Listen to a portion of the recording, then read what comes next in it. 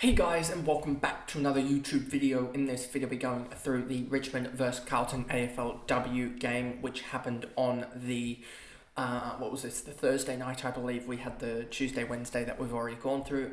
So Thursday night this game occurred, and it wasn't the worst game, I would say, for AFLW fantasy in terms of what I had, especially having Finn on the bench.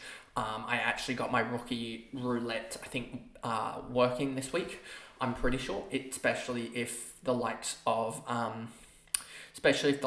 Ramos today goes, I think 14 or 15.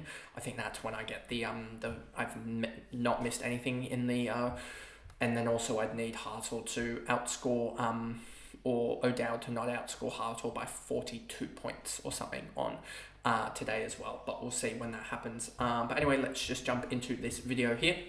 As you can see, Conti 98, she was absolutely amazing.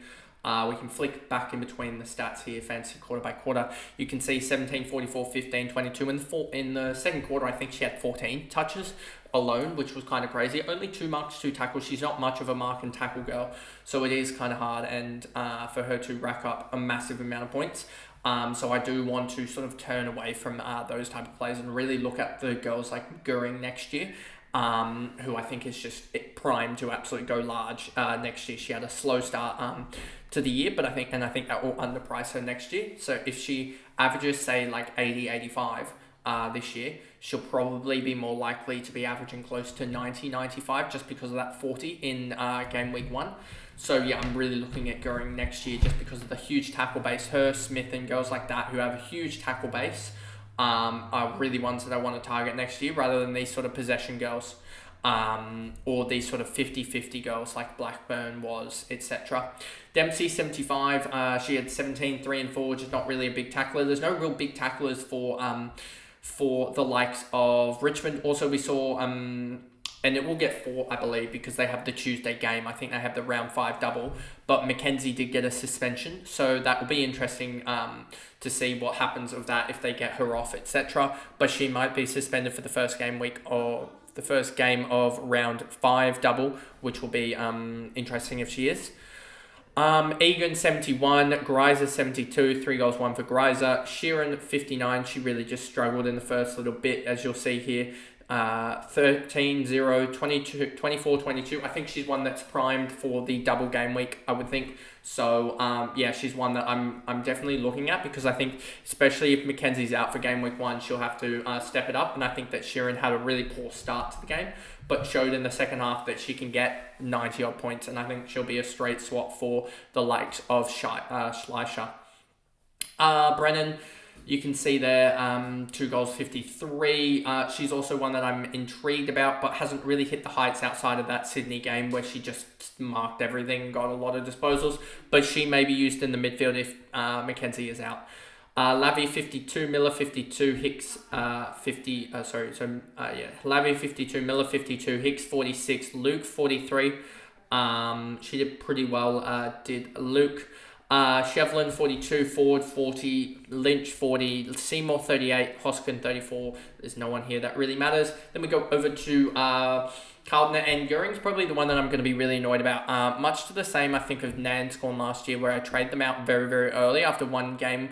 And why did I think that Goering, a mature aged girl that's rookie priced, that's a big tackler, why did I think that Window was going to outscore her, especially in her rookie year? So yeah, that was just a dumb decision on my part, and something that I'll really try and improve, especially with the women's. It's just, yeah, getting those, especially the mature aged girls, because I think Goering is 21 or 22. So I just need to double check that, but I'm pretty sure that is the case.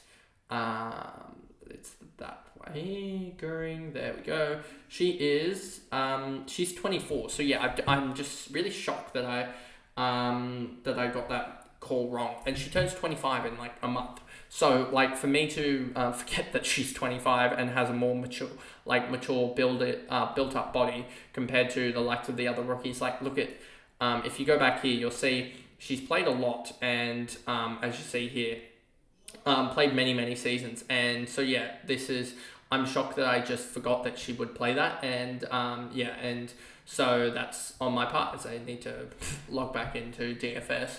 But yeah, she's probably one that you could almost target as an underpriced primo in the next round, but I think she'll be about $1 million next week anyway. So, or when her double is, which could be next week. I'll have to double check that, or whenever it is. Shearer, so you have Moody 89. She smashed it in the ruck. Shearer 80. Good, had 30 hit-outs, so they had 58 hit-outs in total, with Celine Moody getting a couple as well, so that was just huge from the ruck there, and 30 hit-outs from Richmond isn't bad either. Good, 77. Abby Mackay, 69. Thought she got off to a really good start to Mackay. 13, 25, 21, 10. So she got off to a decent enough start. It was Shearer and Moody that got off to an absolute flyer, and then they both slowed down as Goering picked it up. I was really hoping Goering would score like a 60, so it would almost vindicate my decision a little bit more. Mackay, we talked about. Goss, 67, Cordner, 61 pound, Vesio, Hill, Brown, Henry, Fitzgerald, Beatty, Lawson, Devan, Anthony, Finn, 31. That she really struggled. I think the weather didn't really help her at all. If I remember correctly, this was, I forget which game was it. Was it the it might have been this North Port Adelaide game actually that I'm thinking of. That was just absolute downpour. That didn't help the wingers. But yeah, that this game as well. Finn just didn't get off to a good start, and she's a winger, so she's going to have up and down games, but for her to still get to a 31, she'll lose a little bit of cash. I think have the double next week, so you can almost play her on field. I will probably maybe play her on field instead of Slisher. Play Watson on field still there, and then really upgrade that midfield probably in in game week 5. So yeah, we'll see about that, but I think that's sort of my plan. Skepper, Austin, Peterson, and then Moody down here on 8, and that pretty much is the video there. Trying to make these ones a little bit shorter, especially still having to, for this week at least, having to record all on the Sunday and then release them on the Monday. But a couple of weeks in next week and the week after, I won't have to, so you'll be able to see. There'll probably be better recaps as well as being more on top of it. More games or more results, out on the likes of the Sunday and Monday, so more game reviews, so I'll be further up in terms of game reviews for the week. But anyway, that is the video there. If you did enjoy it, remember to like and subscribe, turn the notification bell on so you know when I upload. And if you do want to watch all my other reviews and also all my other AFLW fantasy content, then there'll be a playlist on screen at the moment. But I guess I will see you guys in the North versus Port Adelaide torrential rain review in a little bit. Bye, guys.